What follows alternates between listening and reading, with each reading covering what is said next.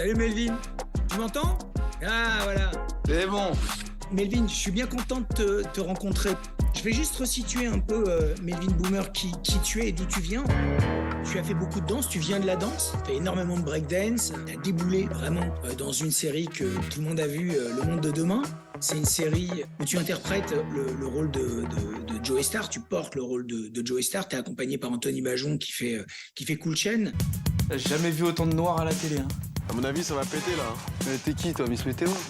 Comment ça s'est passé? Quel est ton rapport en fait au tournage? À quel moment tu t'es dit, pourquoi pas, c'est ça que je vais faire en fait? Quand on entre dans le cinéma, ou même quand on fait une série, il y a beaucoup d'équipes, ça va très vite. Mais on a eu une préparation de 4 mois en amont où on apprenait à rapper, à chanter, à rapper, à danser, à faire du graphe, etc. Et donc, où j'ai pu, moi, notamment parler à Anthony Bajon. C'est-à-dire qu'Anthony Bajon était vraiment la personne sur laquelle je me suis appuyé tout de suite et où, en fait, le mec m'a dit, voilà, moi, je suis pas dans cet univers du hip-hop, par contre, je suis dans cet univers du cinéma. Moi, c'était l'inverse. Il y a une transmission qui s'est faite tout de suite et du coup, avant de commencer le tournage, j'étais déjà prêt, en fait. Ça vous dirait pas de continuer à danser mais en gagnant de l'argent? C'est quoi l'embrouille, là? Quoi le projet maintenant?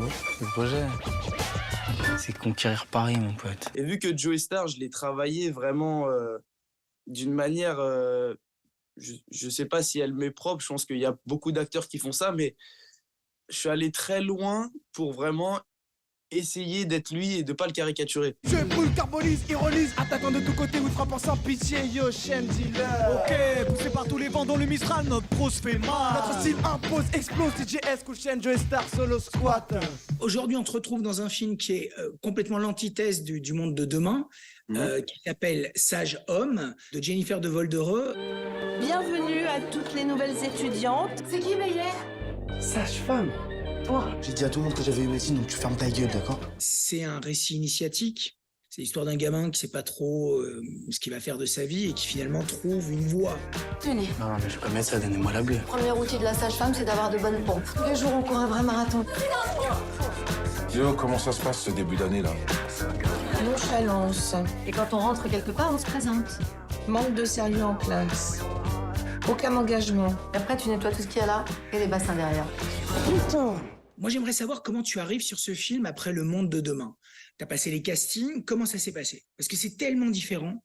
Mon agent m'a proposé donc le scénario de Jennifer de Volder, Sage Homme. Et donc, je me suis présenté devant David Bertrand, qui est le casteur de Sage Homme. J'étais l'un des premiers, donc ça a pris pas mal de temps. Je sais qu'elle a vu 200 personnes, 200 jeunes hommes. Voilà, elle m'a gardé, quoi. Alors moi, si j'ai un conseil à vous donner, mettez-vous au travail. Ici, tu as Karine Viard face à toi. Il faut que tu saches que les femmes se confient beaucoup plus facilement à nous qu'à un médecin.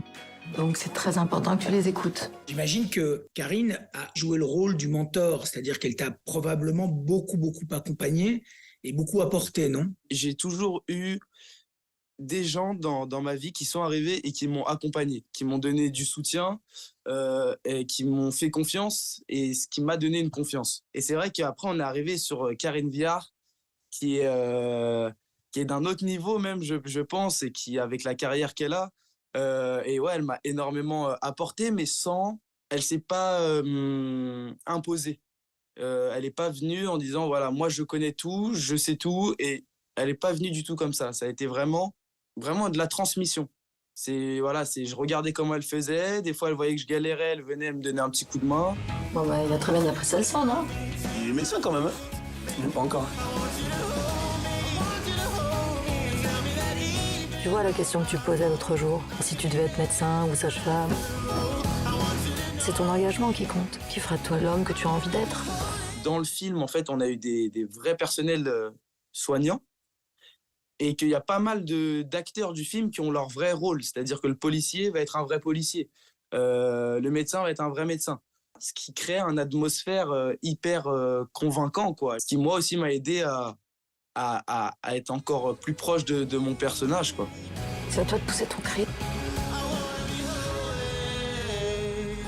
À quel moment tu te dis, finalement, c'est peut-être pour moi ce que je suis en train de faire? Dans la danse, tu peux pas faire 10 000 métiers, tu peux pas avoir 10 000 vies.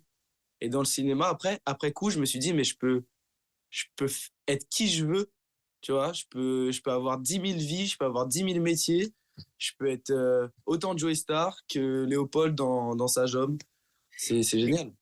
Melvin, je te souhaite le meilleur, vraiment. Je te souhaite une très longue carrière. C'était un plaisir de te rencontrer. De même, merci beaucoup. Carré de roi dans les salles cette semaine. Entre le roi des beaux gosses, celui de l'arnaque d'Angleterre ou de France et celui de la couture, vous aurez l'embarras du trône. Enfin du siège en tout cas. Allez, installez-vous. شحال وانت كتسنى؟ شي ساعة.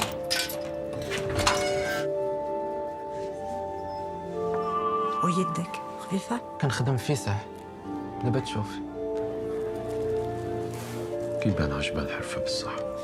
ما بقى حتى واحد باغي يتعلم الحرفة حليم. Caftan, vêtement oriental ample long. Dans les manches de cette emblématique tenue se cache une véritable ode à l'amour haute couture, multi-récompensée, signée par la réalisatrice marocaine Mariam Touzani. I've had an idea. I've been doing a lot of research. All the information I need to find him, well, it's all out there. I know I can find him. Who? Richard. Richard who? The third. The king.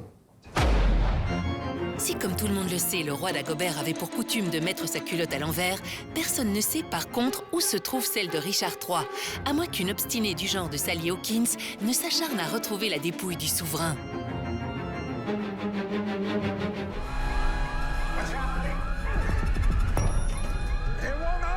Sorry, man. You're on your own.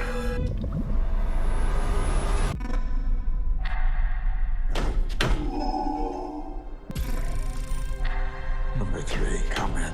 Pris au piège du luxueux penthouse qu'il comptait dévaliser, Willem Dafoe va devoir faire preuve d'une belle dose d'inventivité pour survivre. Il n'y a pas que les WC qui sont fermés de l'intérieur.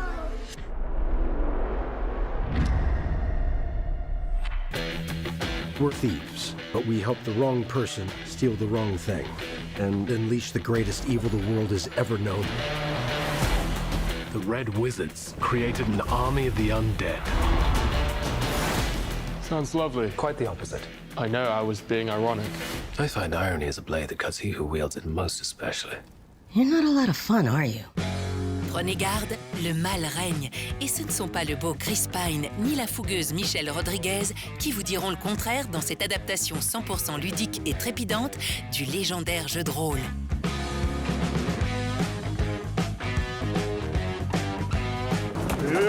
Excusez-moi. Quoi, c'est tout?